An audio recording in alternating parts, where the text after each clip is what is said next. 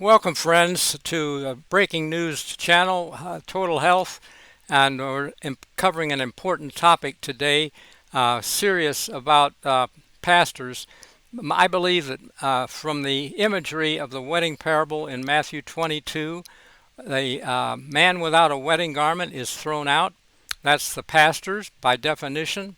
In Revelation third chapter, verse 17, they are naked. That message is addressed to agelos, pastors, messengers, badly translated as angels. Angels are not blind and naked, but pastors can be. And the issue is that pastors, when Christ said, "Beware the leaven of the Pharisees," he was talking about their doctrines. Pastors have leavened the bread of life. They make light sermons, easy to swallow. You don't even have to chew them. They don't have meaty stuff that needs to be chewed. When Israel made a covenant with God at Sinai, they said, "Yeah, we'll do whatever you say to be your kingdom." He said, "If you keep my covenant, you'll be a kingdom." They said, "Yeah, we'll do it." But they didn't really know what's involved, and a month later they were worshiping a calf. Now, bad idea, and we need, as Christ said, Elijah to come and restore all things. We can be the Elijahs. The 144,000, I believe, are the Elijahs, which is why they get so well rewarded. I mean, they get a prophet's reward for being right on top of what needs to be done. So we're going to look at that today and see how that the Laodicean message is also a wedding message.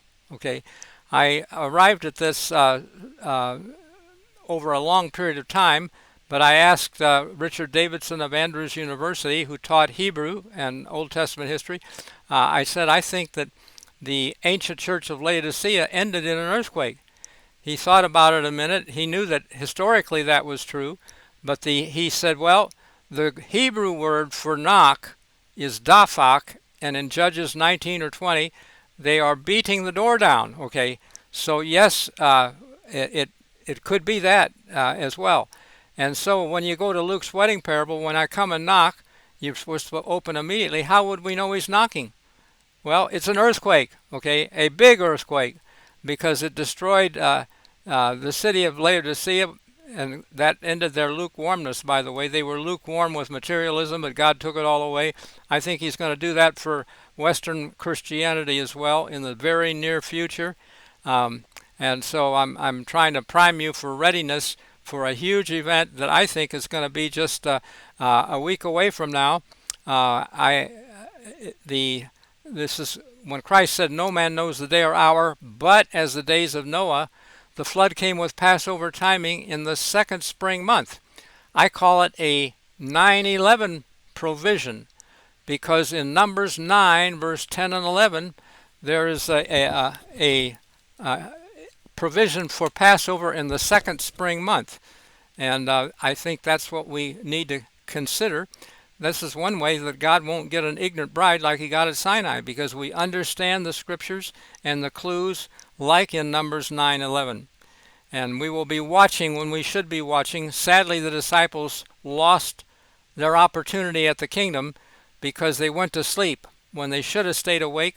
I believe if they had stayed awake and been strengthened, they could have gone to trial with Christ. And when the Jews accused him of going to tear down the temple, they could have said, "No, he's talking about his body. Come out Sunday morning, you'll see." If they had said that, the Jews could not have lied, and Pentecost could have seen the whole nation in repentance for what they had done in crucifying their Messiah. And if they had done that, the kingdom could have been established with repentance, and the world will be so much better now than it is. The world's in a mess, and we're going to get our chance pretty soon. I believe it could be as early as a week from now, on Monday night, counting from the new moon that was I saw last Monday night in the sky.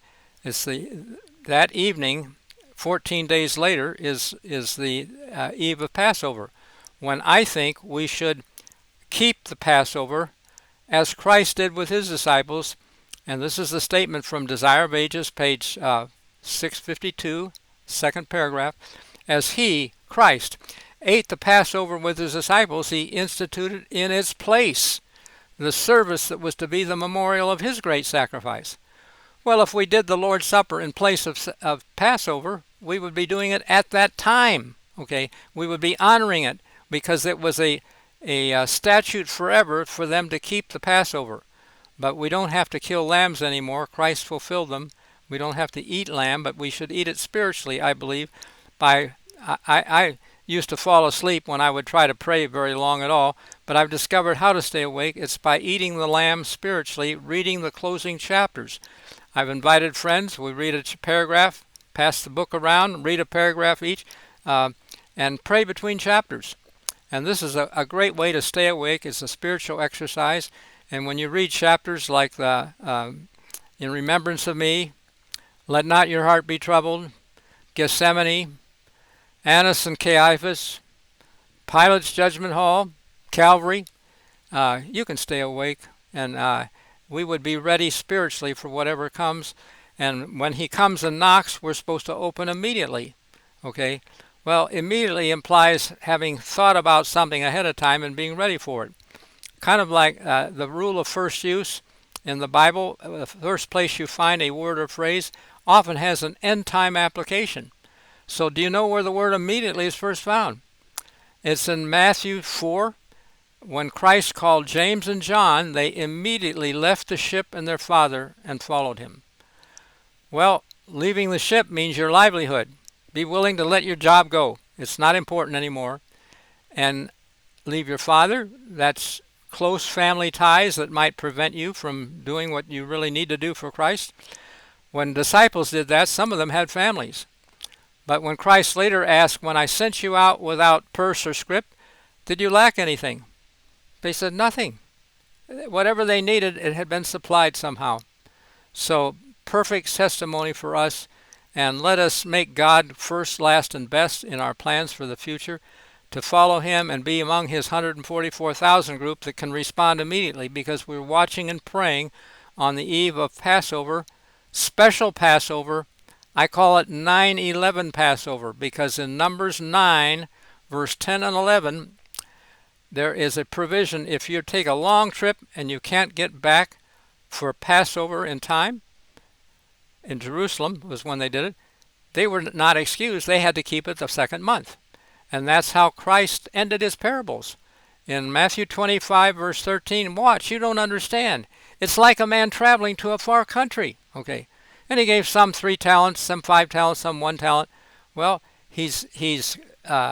people think he's just telling a story about his talents, but going to a far country and coming back is the reason why you keep second Passover, and that's to clue us for our time when we will watch in May.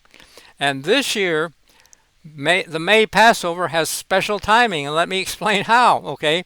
Most Seventh-day Adventists have read the book Great Controversy, where Ellen White describes a dark day that New Englanders took as a sign that Christ was coming, because Joel 2:2 says, the day of the Lord is the day of darkness.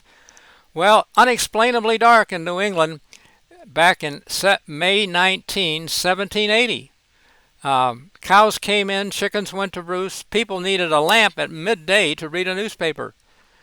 But I wondered why Ellen White put that in her book, because it didn't happen. It looked like a false sign. But 200 years from 1780 was 1980, when Mount St. Helens erupts and puts ash into the sky, and overnight the wind carried that ash to darken 3 states in the Northwest on May 19, 1980, anniversary date. That's too amazing a coincidence to just be merely that. It has to be, I believe, God marking May 19 for a future occasion when it will be important, and I think it's this year, because May 19 this year uniquely falls on the last day of the 9/11 Passover in May, okay, that we should watch and observe. So please plan for a week from now, Monday evening. Invite your friends. Have some grape juice. Have some wheat thins or Triscuits, something like that. This is in lieu of communion type of thing, but it's that idea. This is my body. This is my blood. And then watch and pray. Read through Desire of Ages, the closing chapters, and meditating, praying. We can be ready for the knock. And if he knocks, we're supposed to open immediately. What? With the Feast of Unleavened Bread. What's the unleavened bread? Christ was concerned that the Pharisees were leavening bread to make it of no account. It wasn't leavened. Well, when Israel left Egypt, they ate unleavened bread for 7 days. And biblical weddings are 7 days. The 7 days of unleavened bread for us can be our wedding. In Luke's wedding parable, it has triple imagery for Passover. When loins girded also goes back to Egypt at Passover when they had their loins girded ready to leave Egypt.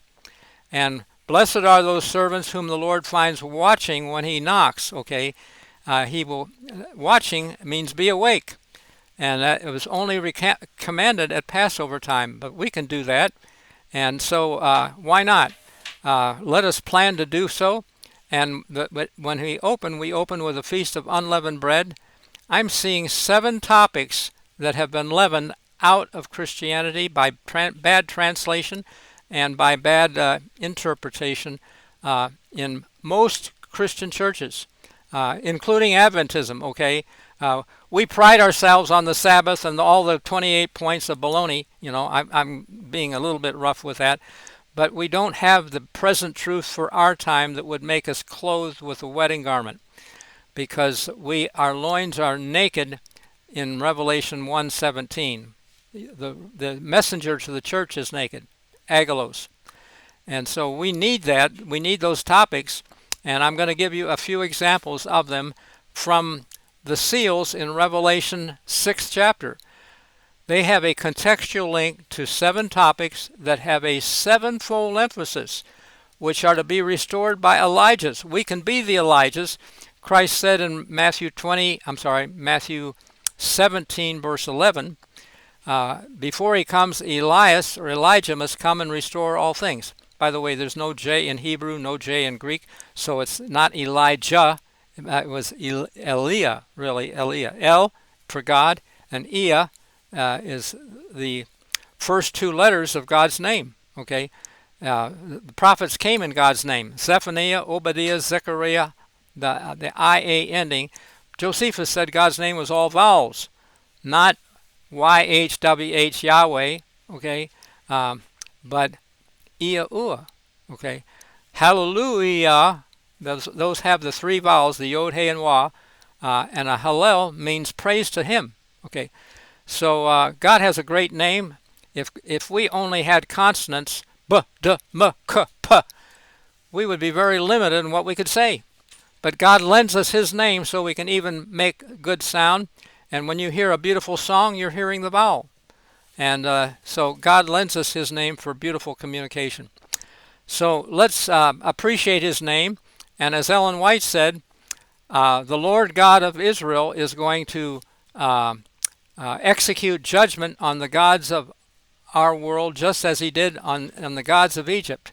With fires, floods, famine, earthquake, He will spoil the whole land, and then His redeemed will exalt His name and make it glorious. So she says we're going to exalt His name and make it glorious. Well, we don't have it right now. Lord and God, or Jehovah even, is not the name, because there was no J in Hebrew, no J in Greek. Okay, it was the American Revised Version. Ellen White used the most modern time version in her day. She learned as we can learn, but she said the time for the unfolding of special truth in relation to the closing scenes of this earth's history is during the last generations that shall live on the earth. The present truth, which is a test to the people of this generation, was not a test to generations far back. So are we going to get it or not? That statement, by the way, comes from the Testimonies for the Church, Volume 2, page 692 and 693.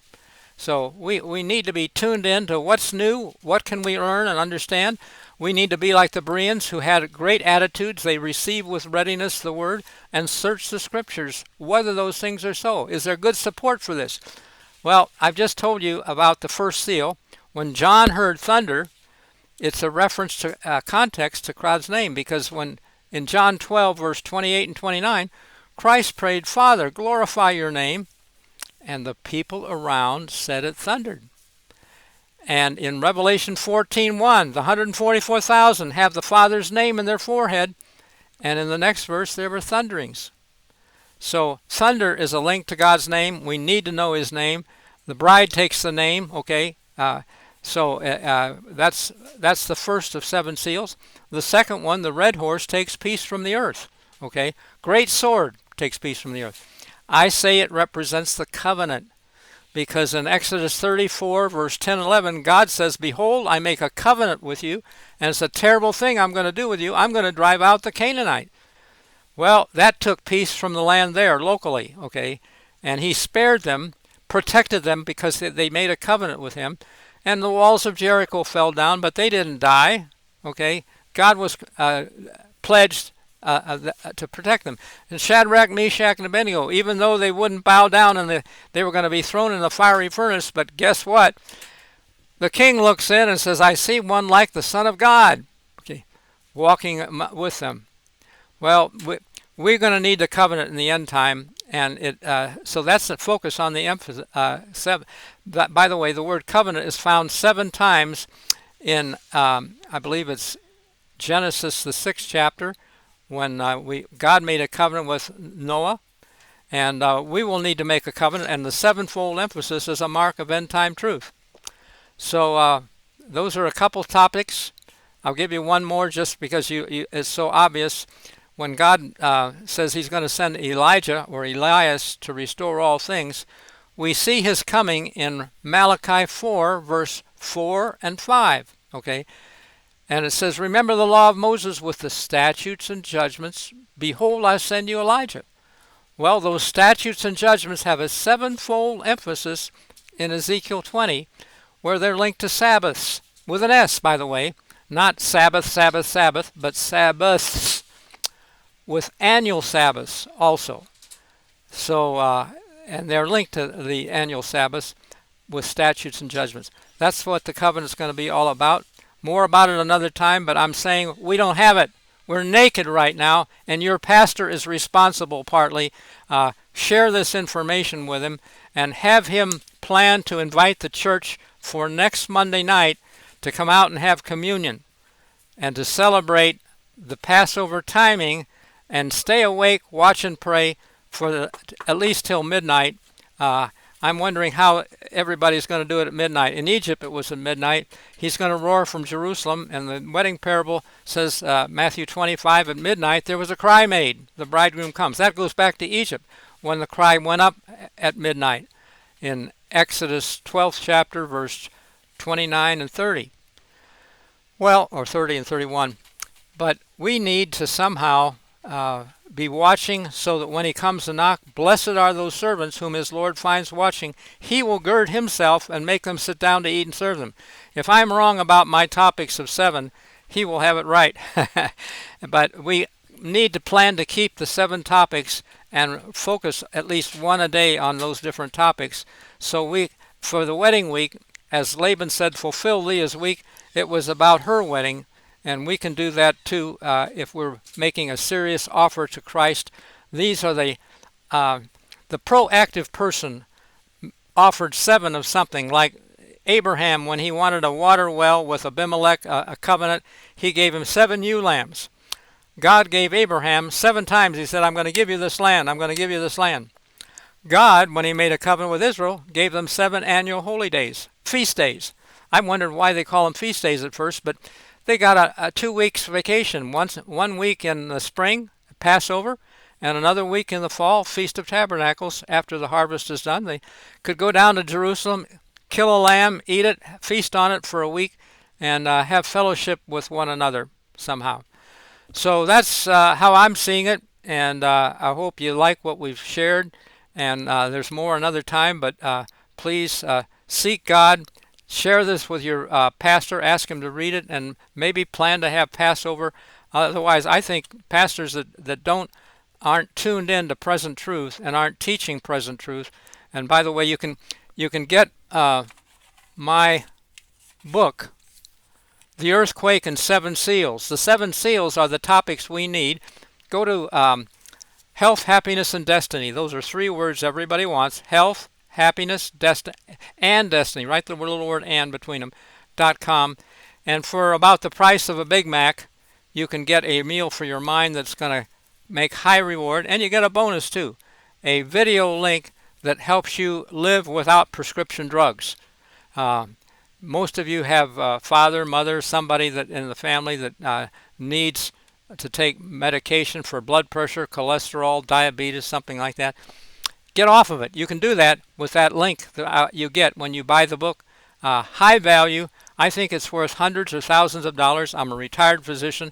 I know the value of living without drugs. I'm 83 and I've only had one prescription in my life, and I wish it for you as well.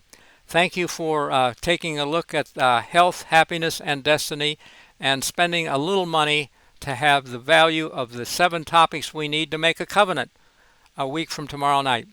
God bless you, and thank you again. We'll see you again at the top.